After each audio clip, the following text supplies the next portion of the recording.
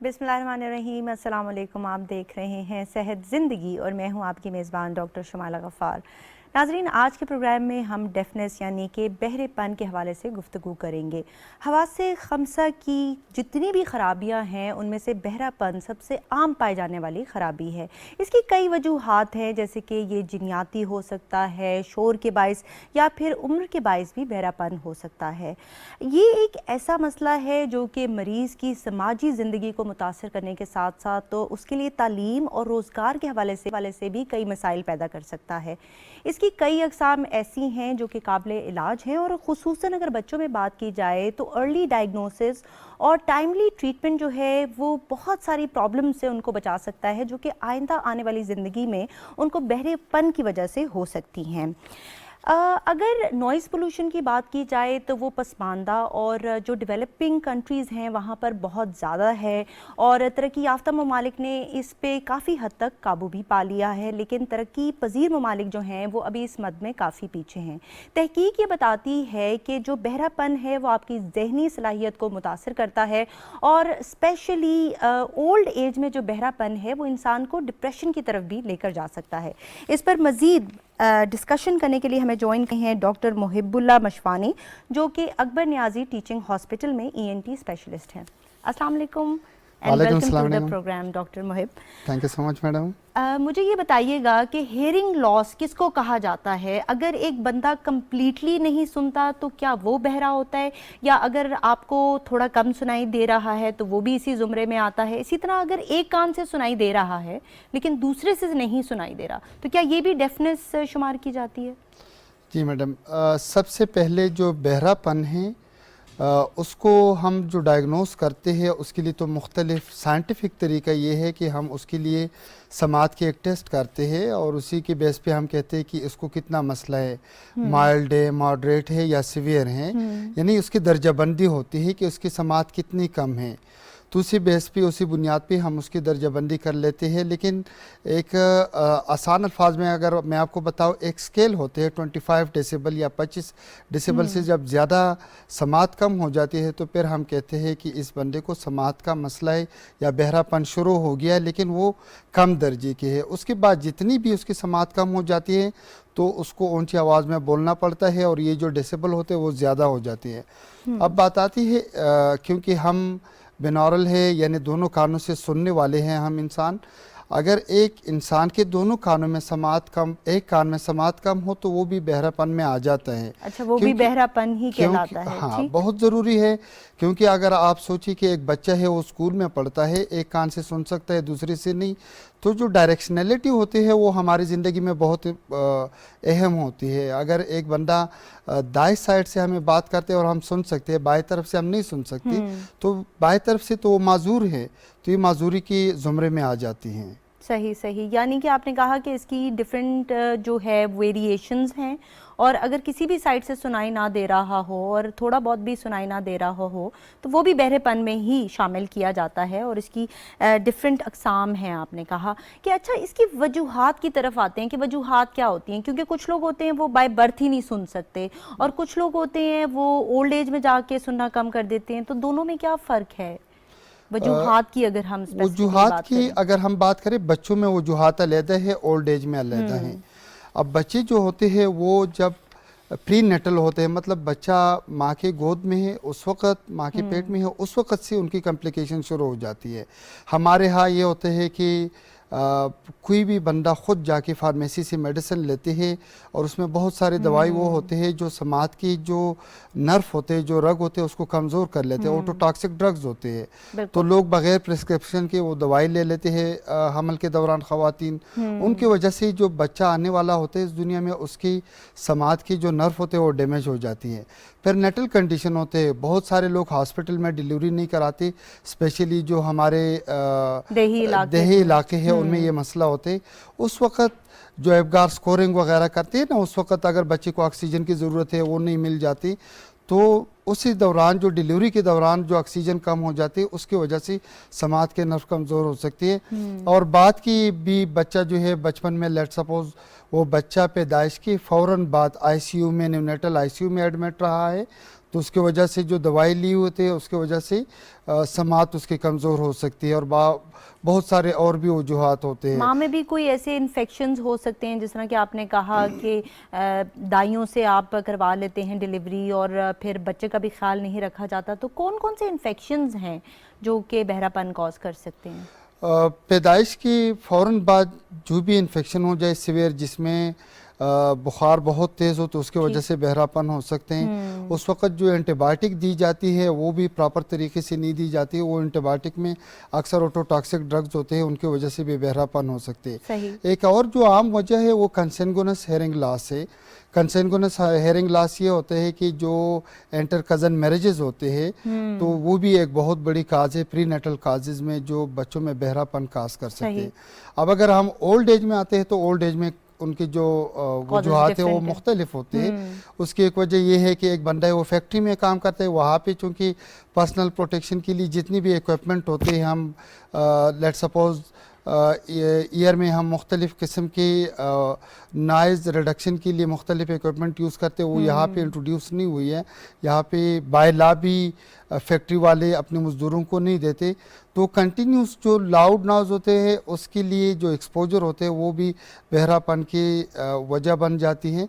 और इसके अलावा 55 साल की उम्र के बाद हमारी वैसी भी क़ुव्वत समात कमज़ोर हो जाती है, जो प्रेस्बाइक्यूसिस की कैटेगरी में आती है, यानी उम्र के साथ जो आती है, तो एक 55 साल के बाद ही अमल शुरू हो जाता है। बिल्कुल ऐसा ही है कि वेस्ट में जो मशीनरी यूज़ होती है फैक्ट्रीज़ में, उसमें ख्याल रखा जाता है कि वो इस कदर नॉइज़ ना प्रोड्यूस करे कि वो किसी को डैमेज कर रही हो। और हमारे यहाँ जो फैक्ट्रीज़ में मशीनरी यूज़ होती है उसकी बहुत ज़्यादा लाउड नॉइज़ होती है। और इसी तरह से आपने कहा कि प्रोटेक्टिव गेयर नहीं यूज़ किया जाता, जिस तरह के एयर मफ्स हैं या एयर प्लग्स जो कि उनको यूज़ करने चाहिए। अच्छा, ये बताइएगा कि हमारे मुल्क में एक जर्नल ट्रेंड है कि कान की सफाई किसी भी उस चीज़ से की जाती है जो कि आपके हाथ पे हो।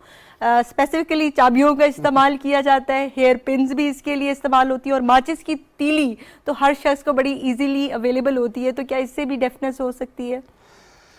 इससे एक तो कान को खुद साफ़ नहीं करना चाहिए। दूसरे, ये जो कॉटन बड्स होते हैं वो ऐसे सॉफ्ट होते हैं, तो लोग खुद ख़रीद के उससे कान साफ़ कर रहे होते हैं। वो कान की सफाई के लिए बेसिकली होते नहीं है, कान की बैरूनी हिस्से की सफाई के लिए होते हैं। बहुत अच्छी बात की आपने, बिल्कुल। और बड़े सॉफ्ट लग रहे होते हैं, लोग यही समझ रहे होते हैं कि कान की सफाई के लिए बने होते हैं। अगर आप कोई भी इम्पोर्टेड यहाँ पे एयर प्लग्स आते हैं, उसमें आप देख लें, ये जो कॉटन बड्स होते हैं उसके ऊपर लिखा होता है कि कान की सफाई के लिए नहीं होती। बहुत सारी कंट्रीज़ में बाय लॉ भी ये होते हैं कि वो जिस तरह सिगरेट की डिब्बी के ऊपर लिखा होता है ना कि स्मोकिंग किल्स, उसी तरह से उस पर इंस्ट्रक्शन होते हैं कि इससे कान ना साफ़ किया जाए। यहाँ पे चाबियों से साफ़ किया जाता है। एक और जो इम्पॉर्टेंट चीज़ है, लोग जो कान में वैक्स होते हैं उसका डार्क ब्राउन कलर होते हैं, वो कहते हैं ये मेल है। ये मेल नहीं होता, ये कान के प्रोटेक्शन के लिए कुदरती तौर पे बन जाते हैं। और उसके साथ ये होते हैं कि बाहर से जितनी जरासीम आते हैं उसमें ट्रैप हो जाते हैं और कान को इन्फेक्शन से बचाते हैं। अब जिन लोगों को आदत होती है वो बार बार साफ़ करते हैं, इन्फेक्शन हो जाते हैं, या इतनी ज़्यादा इचिंग हो जाती है कि वो अंदर जाके कान के पर्दे को सुराख कान के पर्दे में सुराख बना देते हैं। उससे होता ही है कि कम से कम आपकी 25% समात कम हो जाती है। बिल्कुल, तो भी बहरापन काज कर सकती है अगर वो टाइम पे ट्रीट ना किया जाए। बिल्कुल, बहुत सारे लोगों में बहरापन इस वजह से भी आ रहा होता है कि उनकी जो वैक्स है वो उन्होंने रिमूव नहीं की होती, या फिर वो वाले लोग होते हैं कि जो कि वैक्स तो रिमूव कर रहे होते हैं लेकिन वो इस कदर उसको रिमूव कर देते हैं कि वो कान का पर्दा डैमेज कर देती है। अच्छा, मैं चाहती हूँ कि आप ज़रा ये बताएं कि अगर हमने वैक्स को इन कॉटन बड से रिमूव नहीं करना तो नेचुरली क्या तरीका है? वैसे ENT स्पेशलिस्ट से ही मैंने इस बात पे कंसल्ट किया था, तो उन्होंने कहा था कि अगर हम अच्छे तरीके से शावर लें तो हमारी वैक्स जो है वो खुद ब खुद साफ़ हो जाती है। Is that true? आप किस तरह से रिकमेंड करेंगे कान की सफाई फिर किस तरह से करनी चाहिए? मैं तो ये कहूँगा मैडम कि नॉर्मली कान को साफ़ नहीं करना चाहिए। कान की सफाई की अपनी भी तरीके होते हैं, एक कुछ कंडीशंस होते हैं। अब मैं बैठा हूँ, let suppose Akbar Niazi teaching hospital में, बहुत सारे मरीज आते हैं कान में वैक्स से साफ कर ले। हमने पूछना होता है कि आपकी समात कम है, उससे नहीं, उसको नहीं साफ करेगी फिर ठीक है। दर्द कर रहे हैं, आपको दर्द है, तकलीफ है, कोई कहते हैं नहीं मुझे दर्द नहीं हो रहा है। अगर दर्द नहीं है, समात में आपको कमजोरी नहीं है, तो फिर उसको साफ करने की कोई ज़रूरत नहीं है। बाज़ औक़ात हम बीइंग सर्जन जब हमने कान के सर्जरी करने होते हैं, कान साफ करना होता है, पर्दा देखना होता है, तो उसके लिए हम सफाई कर लेते हैं। वैसे सफाई की कोई ज़रूरत नहीं होती बिल्कुल रूटीन में, क्योंकि कान के भी कुदरती तौर पे कान की हिफाजत के लिए बन जाती है, तो हमें और साफ जब नहीं करना आपकी चाहिए। जॉब मूवमेंट्स होती हैं खाना चबाते वक्त, तो ये नॉर्मली खुद वैक्स जो है वो बाहर आ जाती है, तो अगर बाहर आ गई है आप उसको साफ कर सकते हैं। और ये भी आपने बड़ी अच्छी बात की कि कॉटन बड जो है वो बैरूनी सफाई के लिए बनाया गया है, आप उसे बैरूनी सफाई कर सकते हैं। अच्छा, वजूहात की हमने बात की, तो ये बताइएगा कि एक लाउड नॉइज़ अचानक से जिस तरह के धमाका होता है, क्या वो डेंजरस है या फिर रिपीटेड एक्सपोजर भी उतना ही डेंजरस होता है? जिस तरह के बार बार अगर आप जो है, जिस तरह के हमने फैक्ट्रियों की बात की कि वहाँ पर लाउड नॉइज़ है, या फिर कुछ लोग होते हैं वो म्यूज़िक भी बहुत लाउड सुनते हैं, तो दोनों बहरापन कॉज कर सकते हैं? दोनों एक जैसे ख़तरनाक हैं। बहुत सारे पेशेंट होते हैं उनका वन टाइम एक्सपोजर होते हैं, वो लेट सपोज वो कोई भी कोई पेस्टोल वगैरह चलाते हैं, तो इससे क्या हो जाता है कि जो एक टाइम नॉइज़ एक्सपोजर होते हैं उसके वजह से भी हो सकते हैं। और अगर कंटिन्यूसली वो एक फैक्ट्री में काम करता है जहाँ पे रूल्स नहीं फॉलो किया जाता। अब रूल्स क्या है कि वहाँ पे जो नॉइज़ होता है, जो शोर की आलूदगी होती है आवाज़ की, वहाँ पे एक मीटर होते हैं 85 डेसिबल से जो ऊपर आवाज़ होती है, 85 डेसिबल से नीचे है तो 8 घंटे तक मजदूर वहाँ काम कर सकते हैं। फिर रूल्स ऑफ 5 है, अगर आप 5 डेसिबल बनाते ज़्यादा कर लेते, लेट सपोज उस फैक्ट्री में 90 डेसिबल के शोर प्रोड्यूस हो जाते हैं, तो वहाँ पे वो मजदूर आधा टाइम कम गुजारेगा, मतलब 8 घंटों से 4 घंटे पे वो काम कर सकते, इससे ज़्यादा काम नहीं कर सकता। तो ये कंटिन्यूसली अगर वो लाउड नॉइस की एक्सपोजर है वो भी कान के अंदरूनी हिस्से को डैमेज कर सकता है, और वन टाइम अगर बहुत ज़्यादा लाउड साउंड है तो वो भी डैमेज कर सकता है। लेकिन इन दोनों में इम्पॉर्टेंट बात यह है कि ये इरिवर्सिबल चेंजेस होते हैं, उसको दोबारा आप किसी दवाई से दोबारा ठीक नहीं कर सकते। अच्छा, और आजकल जो अच्छे फ़ोन्स हैं, इवन अगर आपने लगाए हुए हैं, आप एयरपॉड्स वगैरह अगर आपने लगाए हुए हैं, तो आपका फ़ोन आपको बताता है कि ये बहुत लाउड नॉइज़ हो गई है and it can be damaging to your ears. और आपने कहा कि रिपीटेड एक्सपोजर भी बहरापन कॉज कर सकता है, और आपके जो एकदम धमाके की आवाज़ है वो भी डैमेजिंग हो सकती है। अच्छा, सिम्टम्स के मुतालिक बताइएगा कि एक तो कम सुनाई देगा, कुछ लोग ऐसे होते हैं जिनको शोर में अच्छा सुनाई देता है, यानी जब उनके इर्द गिर्द शोर होता है तो वो सही सुनते हैं, लेकिन अगर धीमी आवाज़ में बात की जाए तो वो सही नहीं सुनते। तो ये कौन से बहरेपन की किस्म है? और दूसरा ये भी बता दीजिएगा कि अगर न्यूबॉर्न एक बेबी है, अब वो बोल भी नहीं सकता है, तो माँ बाप को कैसे पता चलेगा कि इसको बहरापन हो रहा है? पहले जो आपके सवाल है मैडम, वो तो हम जो भी हेयरिंग लॉस के हमारे पास पेशेंट आते हैं तो हम देख लेते हैं कि उसको कुछ मरीज़ होते हैं उनको आवाज़ आ नहीं रही होते, वो कंडक्टिव डिफनेस होते हैं। कंडक्टिव डिफनेस ये है कि कान के बैरूनी हिस्से या दरमियानी हिस्से में कोई मसला है तो दवाइयों से या ऑपरेशन से ठीक हो सकते हैं। जो अंदरूनी हिस्से वाले मसले हैं उसमें ये प्रेजेंटेशन पर डिफरेंट होते हैं। कुछ मरीज़ होते हैं उनको आवाज़ आ रही होती है लेकिन समझ नहीं आ रही होती है। जो उम्र के साथ मैंने बताया कि प्रेस्बाइक्यूसिस में ये होता है कि मरीज़ को आवाज़ तो आ रही होती है लेकिन वो समझ नहीं पाती, उनको अंडरस्टैंडिंग कम हो जाती है। अब अगर शोर में उसको ज़्यादा आवाज़ अच्छी समझ आ रही होती है तो एक कंडीशन होती है, ओटोस्क्लेरोसिस कहते हैं उसको। उस कंडीशन में ये हो सकता है कि जो कान की दरमियानी हिस्से में जो छोटी हड्डियाँ होती है वो फिक्स हो जाती है, उसकी कैल्सिफिकेशन हो जाती है, उस कंडीशन की ये अलामत हैं। सही सही। अच्छा, प्रेगनेंसी में भी कोई चेंजेस आते हैं आपके कानों में, उस वजह से भी आपको कुछ मसाइल हो सकते हैं? जिस तरह की आपने बात की कि कैल्शियम डिपॉजिशन हो जाती है, तो प्रेगनेंसी में भी कोई ऐसे मसाइल हो सकते हैं या नहीं? ये ओटोस्क्लेरोसिस जो है ये हार्मोनल चेंजेस की एक थ्योरी ये भी है कि हार्मोनल चेंजेस की वजह से हो सकती है, बाकी प्रेगनेंसी में आवाज़ की पे कोई असर नहीं पड़ सकता। सही, ठीक है। अच्छा, डायग्नोज कैसे किया जाता है? क्या क्या टेस्ट करवाते हैं जब पेशेंट आपके पास आता है, और किस तरह से पता चलता है कि ये कंडक्टिव है या सेंसरी न्यूरल है? जो आपने मैडम पहले क्वेश्चन किया तो उसका दूसरा पार्ट में आपको बताऊं कि क्या मदर्स को कैसे पता चलेगा कि बच्चे को सेंसरी न्यूरल हेयरिंग लॉस है। तो पूरी दुनिया में यूनिवर्सल स्क्रीनिंग प्रोग्राम होते हैं। जो बच्चा पैदा हो जाते हैं हॉस्पिटल में, पैदाइश से फ़ौरन बाद हॉस्पिटल से डिस्चार्ज नहीं की जाती जब तक उसकी स्क्रीनिंग टेस्ट नहीं होती, उसको ऑटोकास्टिक एमिशंस कहते हैं कि उसका जो नर्व है वो इंटेक्ट है या नहीं है। हम नियर फ्यूचर में doctor Akbar Niazi teaching hospital में वेस्ट में तो किए जाते हैं, यहाँ पर करते हैं, यहाँ पे नहीं होते। तो वो बहुत ज़रूरी है कि आपको पता चले कि ये बच्चा जो है ये इसका कॉक्लियर नर्व इंटेक्ट है या नहीं है।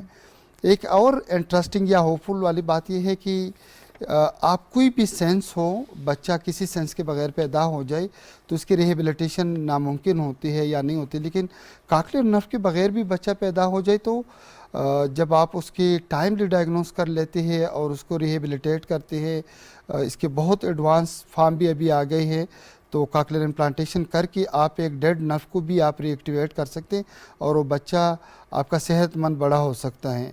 तो मुख्तलिफ़ तरीक़ों से, एक तो यूनिवर्सल स्क्रीनिंग प्रोग्राम होने के बाद में बच्चे को देखना चाहिए कि वो अपने इन्वायरमेंटल जो आवाज़ें होती है उसको रिस्पांस दे रहे होते हैं या नहीं दे रहे होते। जो उनकी स्पीच डेवलपमेंट होते हैं, बच्चा सुनेगा तो वो बोलेगा, अगर बच्चे की स्पीच डेवलपमेंट नहीं है तो उसी वक्त उनको ईएनटी स्पेशलिस्ट के पास जाना चाहिए। और साथ कितनी एज तक बच्चा जो है वो माँ की आवाज़ को रिस्पांस देना शुरू कर देता है? आफ्टर डे वन से, मतलब अगर आप डे वन से बच्चा पैदा हो जाए तो उसके मुख्तलिफ रिफ्लेक्सेस होते हैं, मोरल रिफ्लेक्सेस होते हैं। मतलब अगर बच्चा पैदा हो जाए तो उन्होंने इन्वायरमेंटल जो आवाज़ें होती है उनको ब्लैंक करके आप क्लैपिंग करते हो, ब्लैंक करके वो रिस्पांस करते हैं, ठीक है, मुख्तलिफ होते हैं। तो वहाँ से बाकी जो रिफ्लेक्सेस होते हैं वो फिर डायरेक्शनलिटी की तरफ होते हैं कि आप किसी भी कॉर्नर से आवाज़ दे रहे हो तो उस तरफ वो गर्दन मोड़ लेते हैं। ये भी सारे आप ऑब्जर्व कर लेते हैं। और अगर आपको ये लग रहा है कि बच्चे में ये लैकिंग है तो आप ज़रूर दिखाइए ईएनटी स्पेशलिस्ट को या ईएनटी स्पेशलिस्ट को। और एक और जो हमारे यहाँ गलत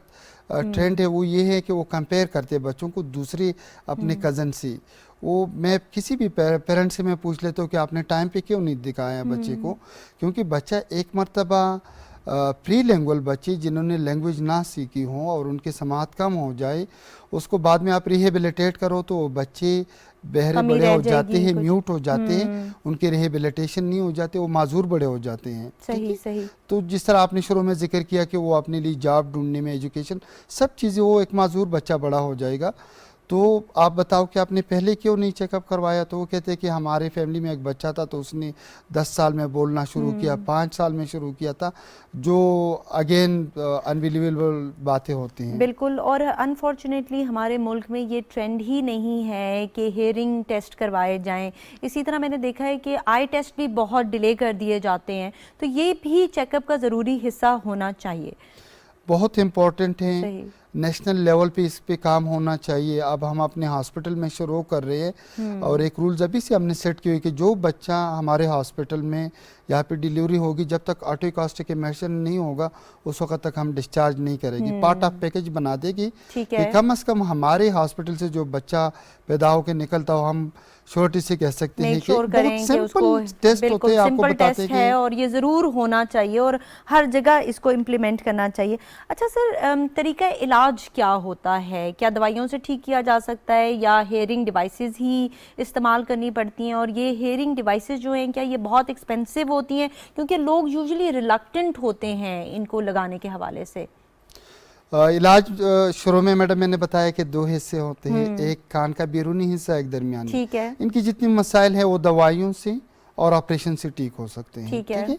जो भी हेयरिंग लॉस हो वो दवाइयों या ऑपरेशन से ठीक होगा। अगर बाहर के एरिया में है, अंदरूनी है, तो वो आपने मेडिसिन से आप ठीक कर सकते हैं। मतलब कान के जो 3 हिस्से हैं, बैरूनी हिस्से और दरमियानी हिस्से की जितनी भी मसले मसाइल हैं, एक्सटर्नल ईयर और मिडिल ईयर की बात कर रहे जो हैं, मसले हैं वो दवाइयों और ऑपरेशन से ठीक हो सकते हैं। ठीक है। इनर ईयर की या सेंसरी न्यूरल हेयरिंग लॉस जो होते हैं वो हेयरिंग एड से ठीक होता है। सही है।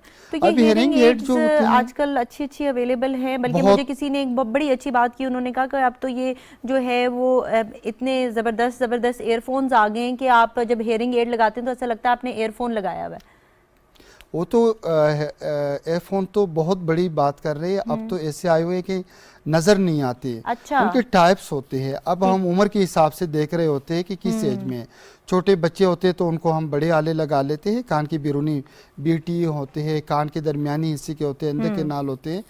इसके अलावा बहुत छोटे आले होते हैं जो बिल्कुल भी नज़र नहीं आ रहे होते हैं। लोग इस वजह से रिलेक्टेंट होते हैं कि हमारे यहाँ एक्सेप्टेबिलिटी है, जो लोगों के आई साइट कम होते हैं तो ऐनक बंदा लगाएगा, वॉकर के साथ चलेगा, स्टिक के साथ चलेगा, लेकिन वो हेयरिंग एड के लिए लोग काफ़ी होते हैं क्योंकि फोबिक होते हैं। कोई भी पेशेंट लगाएगा वो कहते हैं फैमिली में लोग मजाक उड़ाते हैं, सोसाइटी में लोग मजाक उड़ाते हैं, यंग पेशेंट नहीं लगाते। हम इनकरेज करते हैं और आपके प्रोग्राम के वसातत से लोगों को बताना चाहते हैं कि डिसेबिलिटी जो होते हैं इसका ये मतलब नहीं है कि वो बिल्कुल माजूर हैं, उनकी एबिलिटी किसी और तरीके से हमने जज करना होता है, लेकिन अगर वो हेयरिंग एड लगाएगा तो वो उसके डिसेबिलिटी भी ख़त्म हो जाती है। हमारे रवैये चेंज होने की भी बहुत ज़्यादा ज़रूरत है, क्योंकि अगर किसी ने ग्लासेस लगाई हुई हैं उसको हम अजीब तरीके से नहीं देखते, लेकिन अगर किसी ने हेयरिंग एड लगाई हुई है तो सब लोग उसको अजीब से तरीके से देख रहे होते हैं, और इसी वजह से वो कॉन्शियस भी होते हैं लोग लगाने के बिल्कुल। और हवाले से। हमें एक्सेप्ट करना चाहिए कि इस वक्त दुनिया में 10% लोगों के समात कम हैं,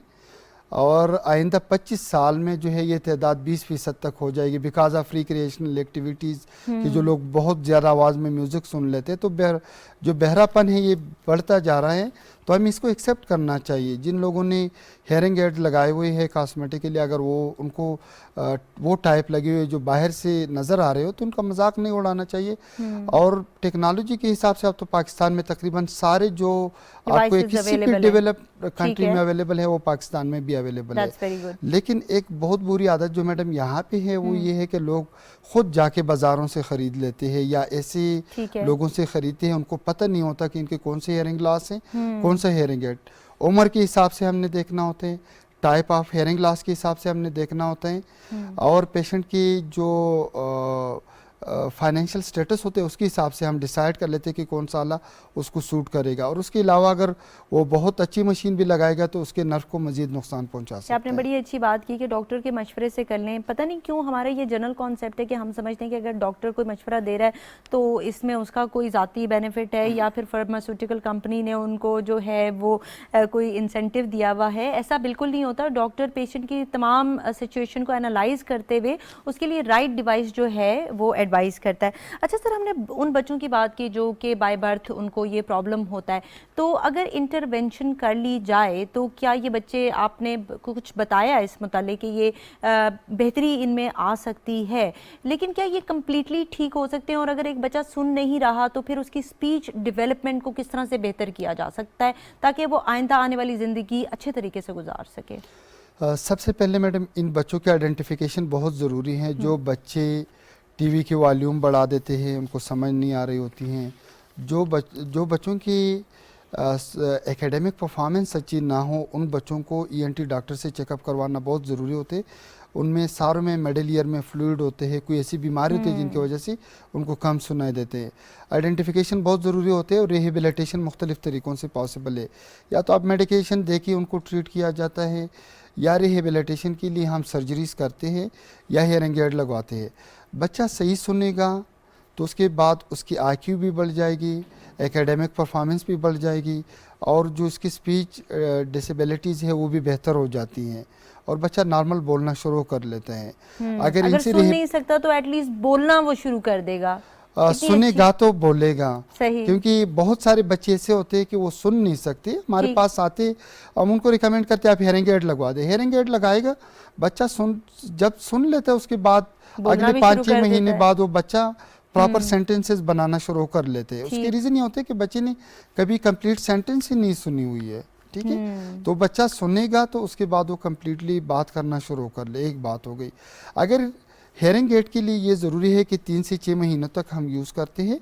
अगर उससे बच्चा बोल नहीं पाता और वो रिस्पांस नहीं कर रहा होता है तो उसके बाद फिर उसकी कैंडिडेसी बन जाती है कॉकलियर इम्प्लांटेशन के लिए। तो कॉकलियर इम्प्लांटेशन फिर इसके एडवांस फॉर्म है, और मैं आपको बताऊं कि वाहिद हवास खमसा का आपने जिक्र किया, वाहिद सेंस है जो अगर बाय बर्थ ना हो तो आप कॉकलियर इम्प्लांटेशन के थ्रू एक्टिवेट कर सकते हैं और बच्चा बिल्कुल नॉर्मली बोल सकता है। बहुत सारे बच्चे हैं हमने देखे हो कि यूनिवर्सिटी के टॉपर रहे हैं फिर बाद में कॉकलियर इम्प्लांटेशन के बाद। यहाँ पे पिंडी में एक बच्चा है जिनका कॉकलियर इम्प्लांटेशन हो गया, इस वक्त वो हाफिज कुरान है। अच्छा, माशाल्लाह। तो मींस कि वो बिल्कुल रिहेबिलिटेट हो सकते हैं नॉर्मल इंसानों की तरह। सही, और यही वजह है कि हम ये प्रोग्राम भी कर रहे हैं और आपने बड़ा अच्छा मैसेज दे दिया कि अगर नहीं भी वो सुन सकते तो इम्प्लांटेशन करके हम उनको हेल्प कर सकते हैं, लेकिन timely. Thank you so much हमें प्रोग्राम में टाइम देने का। आज के प्रोग्राम में हमने डेफनेस के हवाले से बड़ी ही मुफीद गुफ्तगू की। उम्मीद है कि आपको हमारा प्रोग्राम पसंद आया होगा। हमारा फेसबुक पेज जिसका एड्रेस आपको स्क्रीन पर दिखाई दे रहा है उसको भी लाइक और फॉलो कीजिए। हमारा व्हाट्सएप नंबर है 033041491010। इस पर भी आप हमें अपने सवालात भेज सकते हैं। Thank you so much for watching our program. Take care. अल्लाह हाफिज़।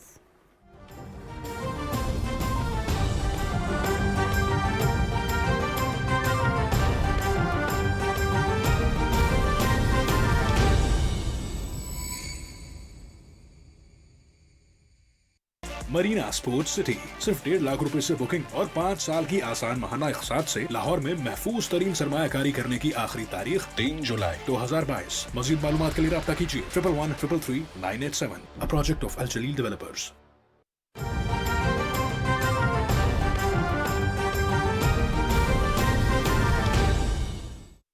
मरीना स्पोर्ट्स सिटी, सिर्फ 1.5 लाख रुपए से बुकिंग और 5 साल की आसान माहाना इक़साद से लाहौर में महफूज तरीन सरमायाकारी करने की आखिरी तारीख 3 जुलाई 2022। मज़ीद मालूमात के लिए राब्ता कीजिए 111333 987, a project of Al Jaleel Developers।